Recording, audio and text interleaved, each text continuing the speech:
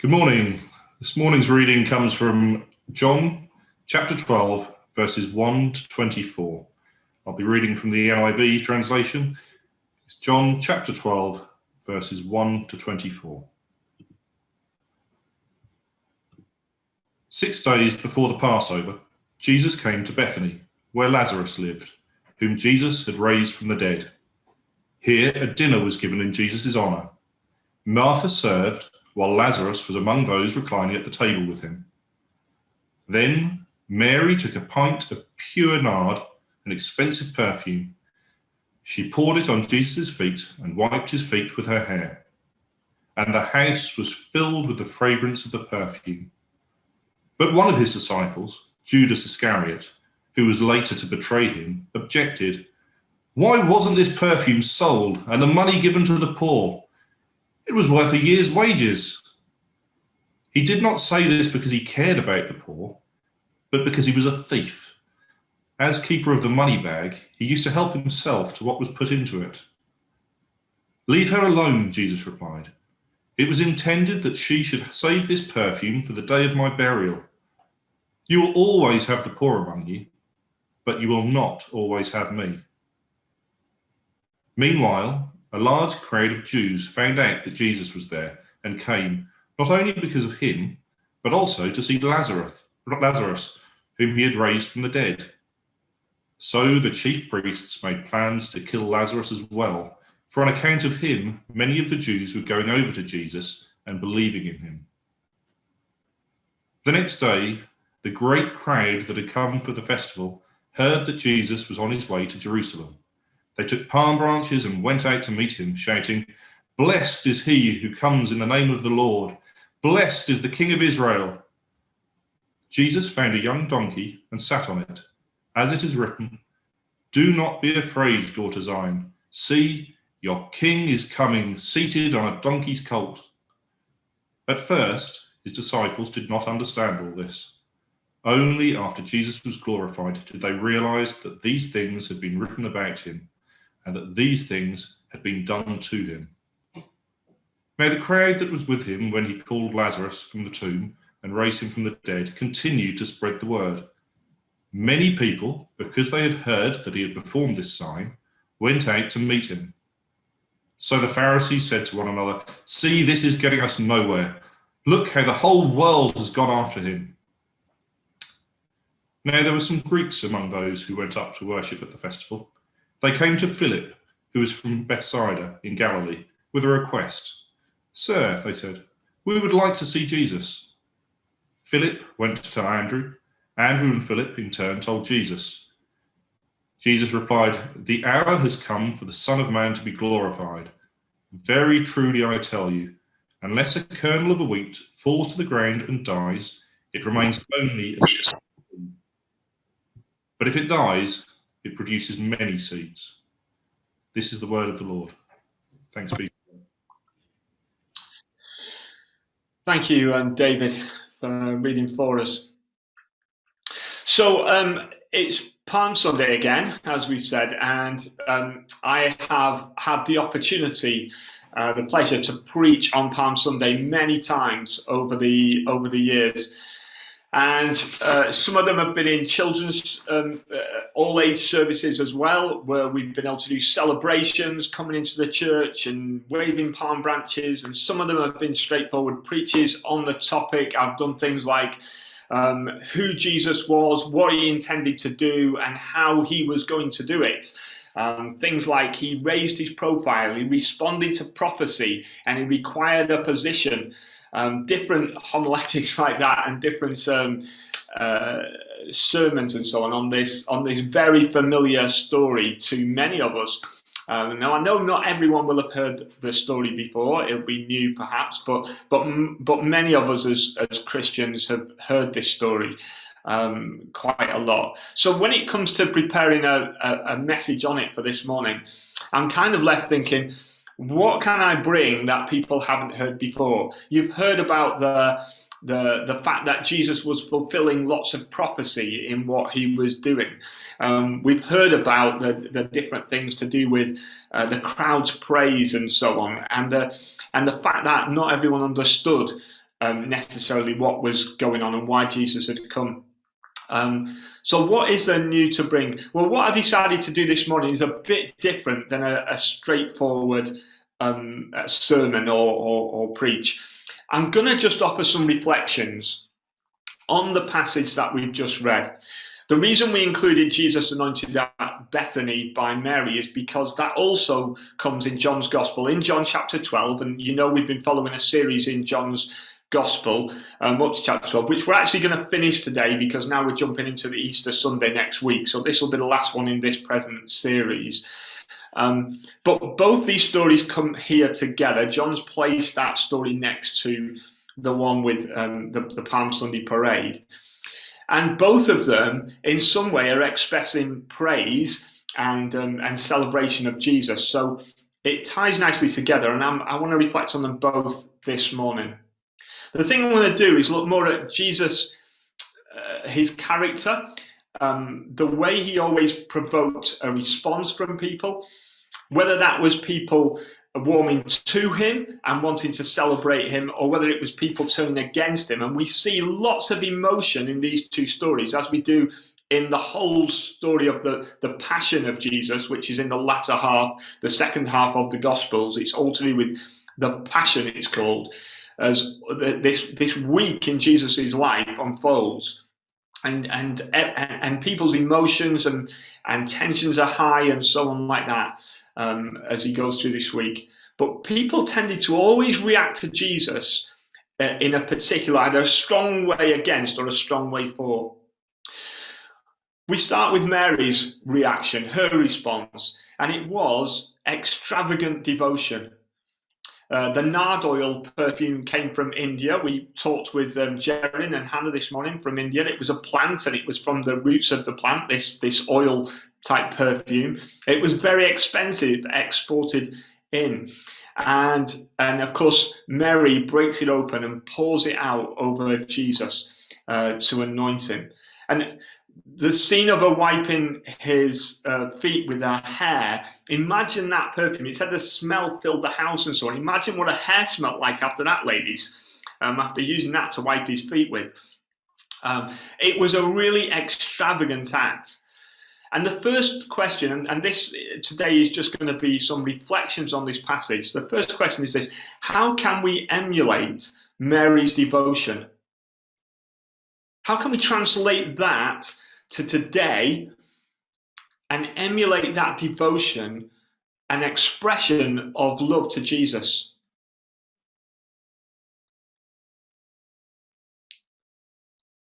Surely there's no gift or sacrifice that's too great to show our gratitude for what Jesus did on the cross for us. So is our expression of gratitude extravagant?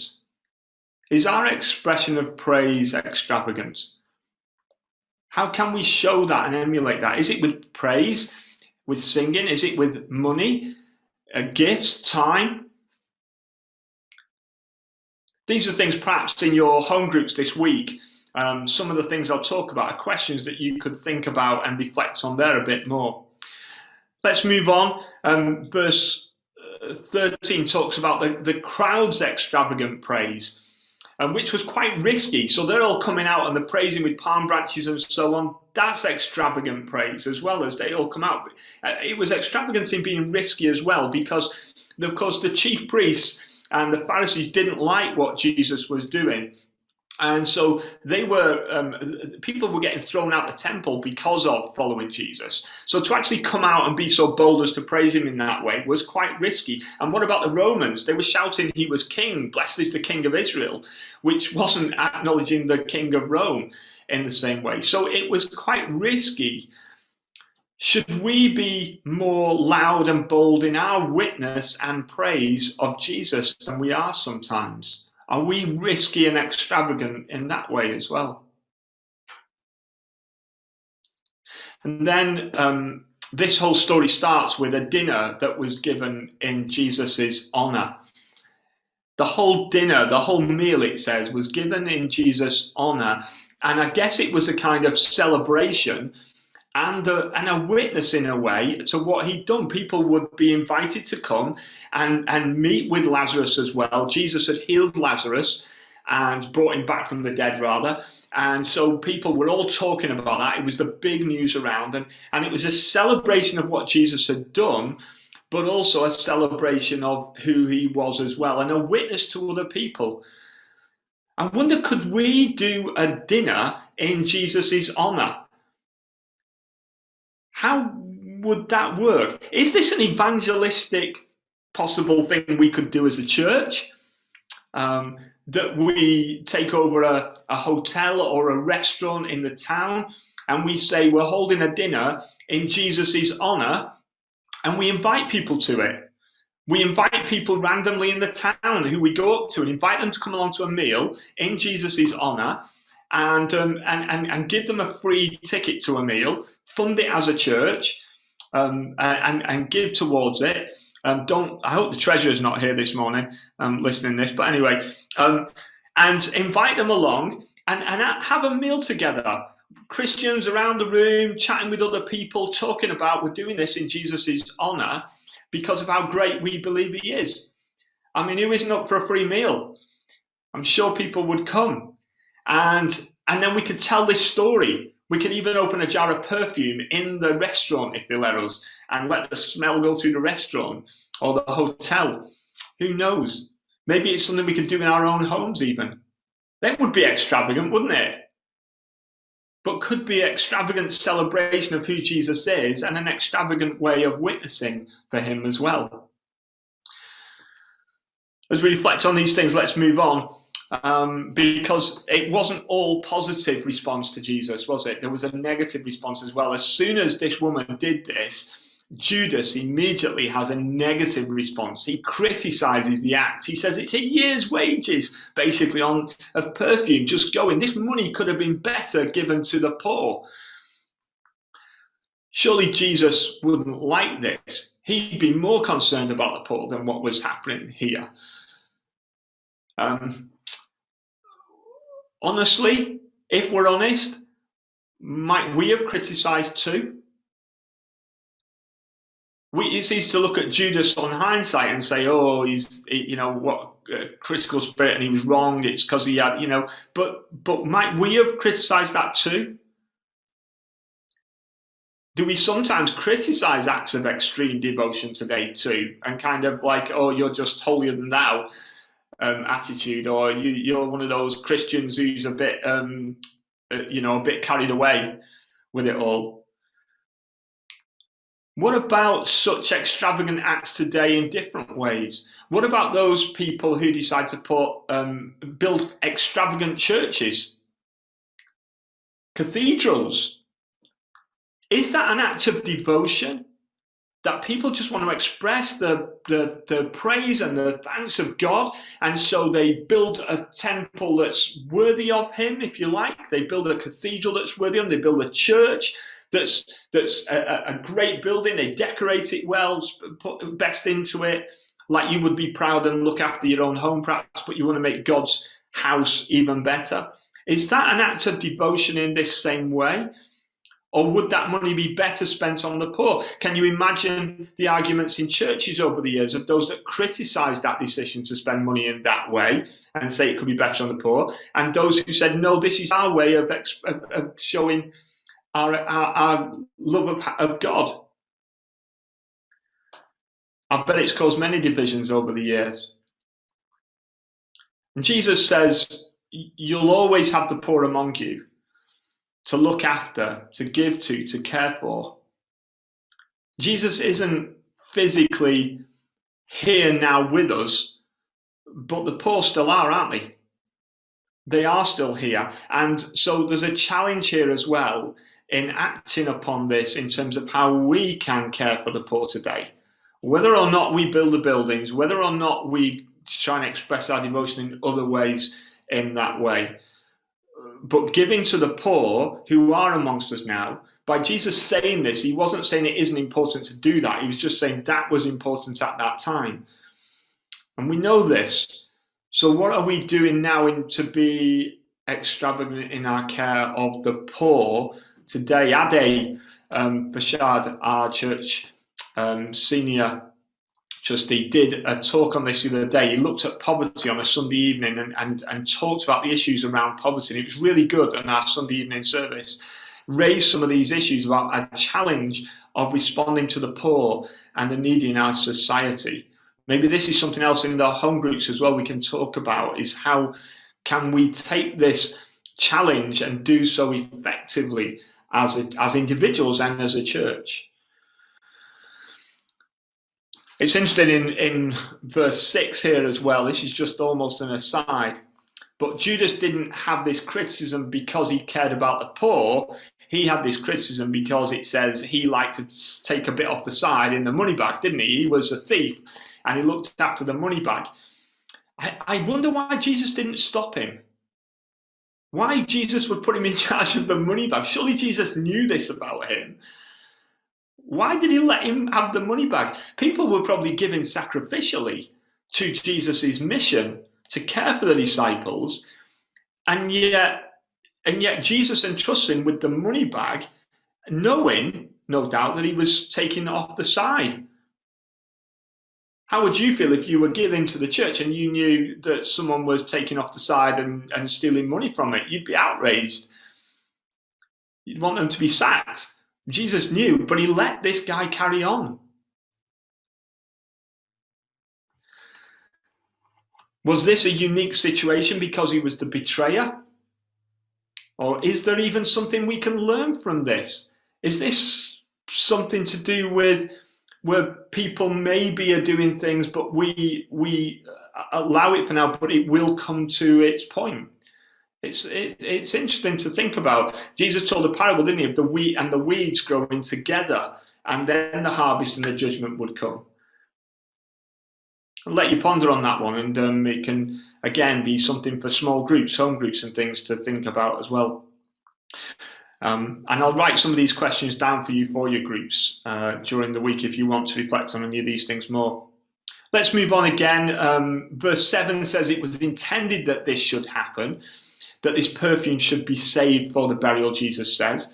These events were all carefully prepared, from the perfume to the parade and the prophecies that foretold of these things.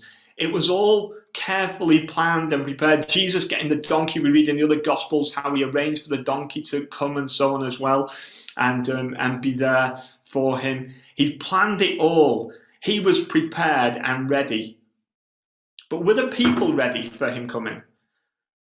Not really. They had false expectations, didn't they? They thought that he was coming to be a different kind of king, the king that they wanted him to be, who was going to overthrow the Romans, who was going to be the new king that was going to give them victory over everybody and stop them being oppressed by the Romans. And Jesus hadn't come that way. He'd come as a servant king. He was the Messiah and the king, but they misunderstood what he was about. In verse 37 of this passage, we didn't read that one, but in verse 37 it says, even after Jesus had performed so many signs in their presence, they still would not believe him. They're praising him 1 minute, and less than a week later, they are crying, crucify him, many of these people, because he didn't do what they expected or wanted him to do. It raises a few questions for us. First of all, they weren't ready for Jesus. Are we ready for Jesus? Because Jesus will come again, just like he came that day. He will come again. And are we ready and prepared to receive him? If Jesus came back in 7 days' time, let's say on Easter Sunday, would you do anything different this week? It's a sobering thought. Would we do anything different to prepare ourselves for Jesus coming if we knew this was it and we were going to meet him face to face? It also raises the thing that the crowd had been longing for the Messiah to come all this time, to make things right, to save them and so on from the Romans.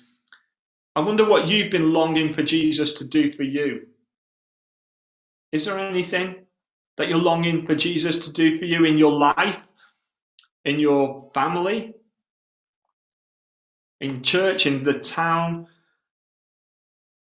a situation may be. Well, Jesus came, and while many were really glad, some were disappointed because he didn't fulfill their expectations and they turned against him.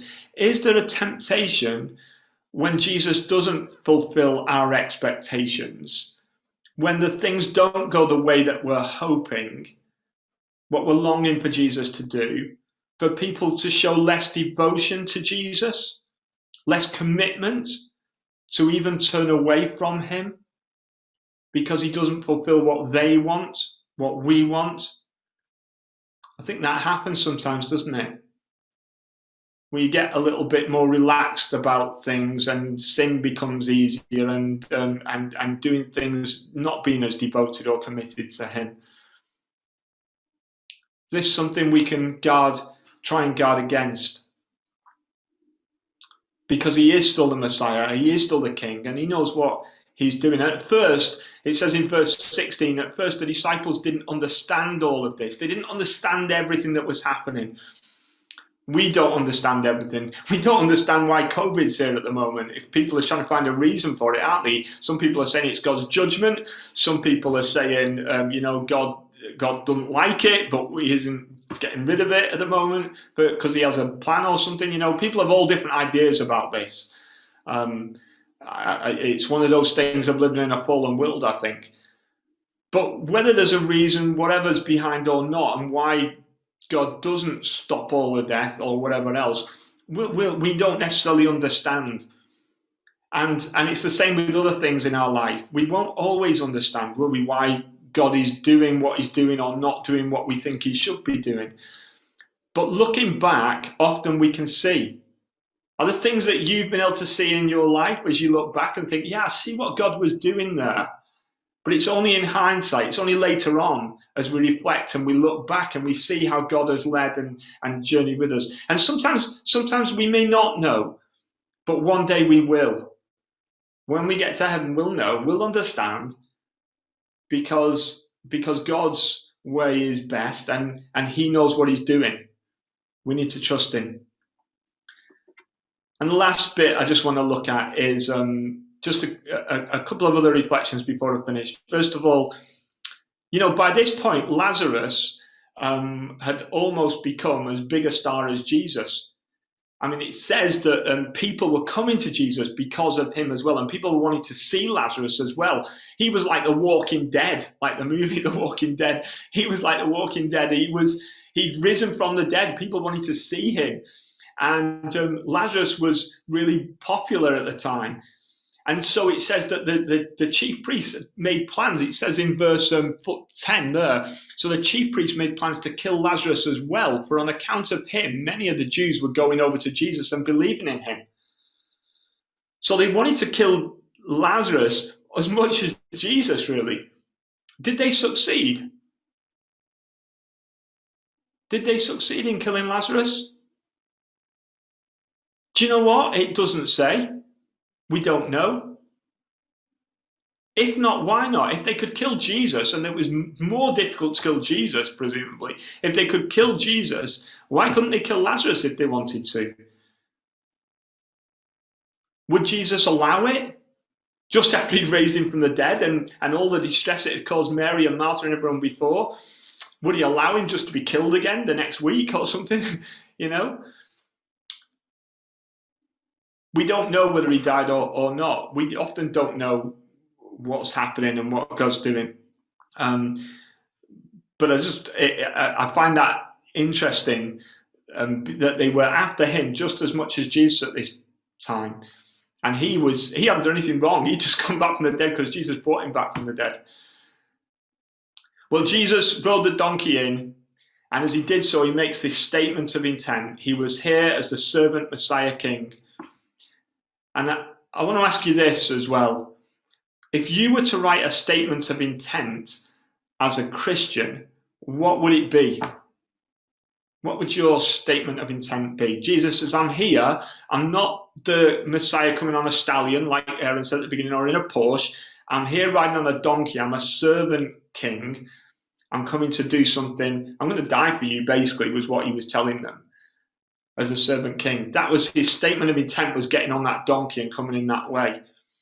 And all of the prophecy fulfilled in that. What's our statement of intent as a Christian?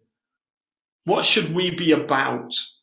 What could we say our life is about and our church should be about? 2 years ago, I preached on Palm Sunday, and I said what I thought our statement of intent as Christians should be.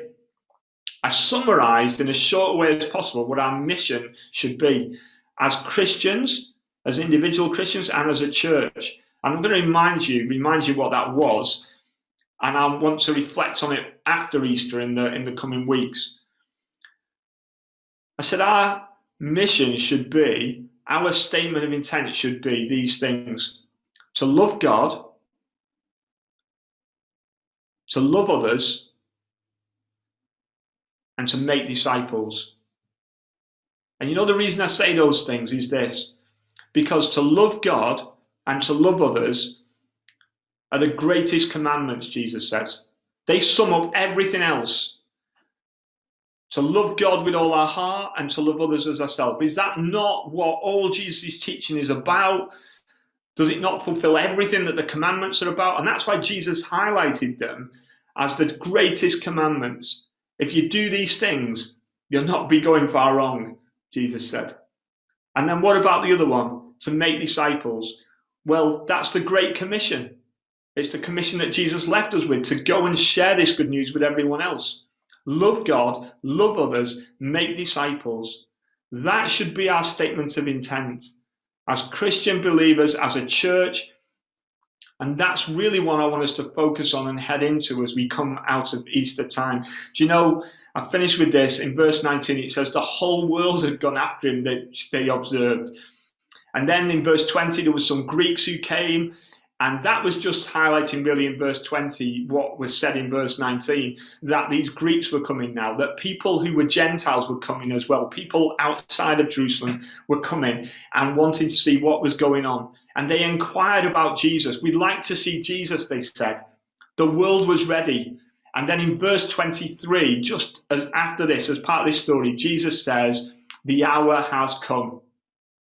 Because the world was ready to hear the good news. The Greeks were now inquiring, people from outside of Jerusalem, the world was ready to hear. Do you think there's people in our city who'd like to see Jesus? Do you think there are? People who'd like to see Jesus? What I mean is, like to meet Jesus. I'm sure they'd like to see him physically, but to meet him, to understand him, do you think there are people who might? It's our job to make him known to them. How can we show them Jesus? That's perhaps the biggest challenge we have as a church in this town, in this city, and something we'll focus on after Easter as well. Let's just pray, shall we, together? Father God, thank you for this story recorded for us in Scripture about all this passion and praise at Easter time here on Palm Sunday. Lord, as we reflect on it, may we never get bored of it. May we never become complacent with it. May we always see something new in it and be challenged afresh by it to live lives that honour you in every way. Help us to be bold witnesses of you, Jesus, to the world that needs to see you so much. And may we love you, God. May we love others. And may we be effective in making disciples. We ask it in your name, Jesus. Amen.